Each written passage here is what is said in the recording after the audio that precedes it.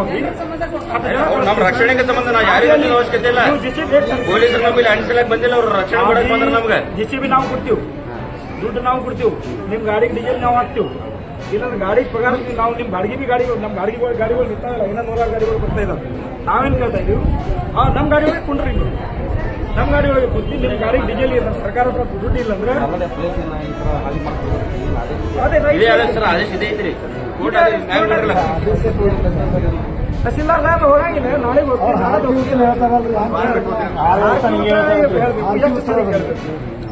ವರ್ಷ ಸಾಹೇಬ್ರೆ ಒಂದು ಹೊಲಕ್ಕೆ ಬೆಳೆ ಬೆಳೆಸ್ಲಿಕ್ಕೆ ಅಂದ್ರೆ ಅವ್ರು ಏನ್ ತಿನ್ಬೇಕು?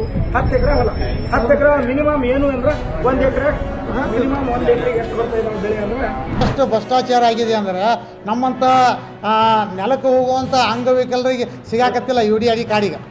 ಯಾರಿಗೆ ಸಿಗ್ತದೆ? ಸಾಮಾನ್ಯ ವ್ಯಕ್ತಿಗಳಿಗೆ, ಅಂಗವಿಕಲರಿಗೆ ಸಿಗುವಂಥವ್ರಿಗೆ ಅವ್ರಿಗೆ ಸಿಗ್ತಾ ಇದೆ. ಸೊ ಹಾಗಾಗಿ ಇವತ್ತು ಆ ಸೌಲಭ್ಯಗಳು ಯಾರು ನಿಜವಾದ ಅಂಗವಿಕಲರು ಇರ್ತಾರಲ್ಲ ಅವರು ಸೌಲಭ್ಯದಿಂದ ವಂಚಿತರಾಗ್ತಾ ಇದ್ದಾರೆ.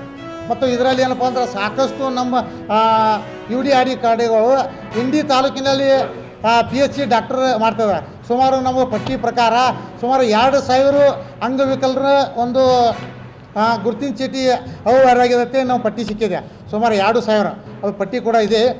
ಅದೇ ರೀತಿಯಾಗಿ ಇನ್ನು ಅಂಗವಿಕಲ ಇಲಾಖೆ ಒಳಗೆ ಕಚೇರಿ ಒಂದು ಕೆಲಸಕ್ಕೆ ಕಾರ್ ಟೆಂಡರ್ ಮಾಡ್ತಿದ್ದಾರೆ. ಈ ಕಾರ್ ಟೆಂಡರ್ ಸರ್ಕಾರದ ಒಂದು ಗೈಡ್ಲೈನ್ ಇದೆ, ಈ ಪ್ರತಿ ವರ್ಷವೂ ಇದು ಮಾಡ್ಬೇಕಂತೇಳಿ ಇನ್ನೂ ಥರನೂ ಗೈಡ್ಲೈನ್ ಮಾಡಿಲ್ಲ, ಅದನ್ನು ಗೈಡ್ಲೈನ್ ಫಾಲೋ ಮಾಡತ್ತಿಲ್ಲ. ಮತ್ತು ಅದೇ ರೀತಿ